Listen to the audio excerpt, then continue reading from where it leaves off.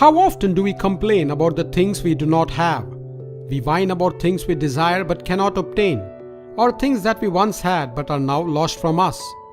How many times have we encountered people moping over unfortunate adversities such as accidents or calamities? Let us ask a question to ourselves, whether these incidental tragedies are reasons to lose hope and give up, or are they a test of faith and a sign for new things to come? One man might inspire you to believe in the latter. His name is Peng Shuilin. Peng Shuilin was born in Yunnan province, China. In 1995 in Shenzhen, he met with an unfortunate accident where a freight truck sliced his body in half. The doctor said his lower body was destroyed beyond repair. For most people, this incident would be soul-crushingly traumatic.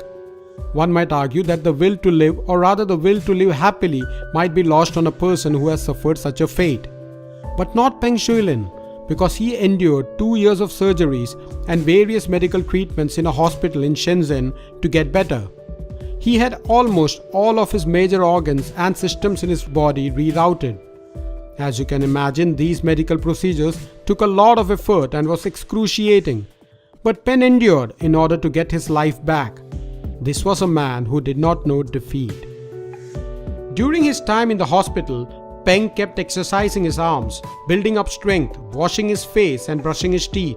Eventually, Peng was rewarded for his perseverance when doctors at the China Rehabilitation Research Center in Beijing devised an ingenious way to allow him to walk on his own, creating a sophisticated egg cup-like casing to hold his body with 2 bionic legs attached. Peng has been walking the corridors of Beijing Rehabilitation Center with the aid of these specially adapted legs and a resized walking frame. As Peng sways his body from side to side, the leg from over which his body weight has been relieved moves forward. By swaying from one side to another, Peng can make both the legs move in a fashion that would best emulate the sensation of walking. However, it is not as simple as it sounds, since it takes careful consideration and practice to use it. But Peng understands how to use it so well that the inspirational 37-year-old has become a businessman and is used as a role model for other amputees. He has also opened his own bargain supermarket called Half Man Half Price Store. At just 2 feet 7 inches tall, he moves around in a wheelchair giving lectures on recovery from disability. His secret, a positive attitude. Now let us ask ourselves the question that we talked about earlier.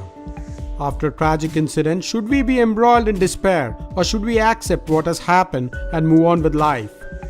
If we take the example of Peng Shuilin, what would have happened if he had given up on hope instead of enduring the days after the tragedy? He made quite a life for himself even after losing half his body. When asked how he did it, he would smile and say that he never gave up. That is the key, to never give up, despite the adversity. This is what we learn from Peng Shuilin, the man who lost half his body.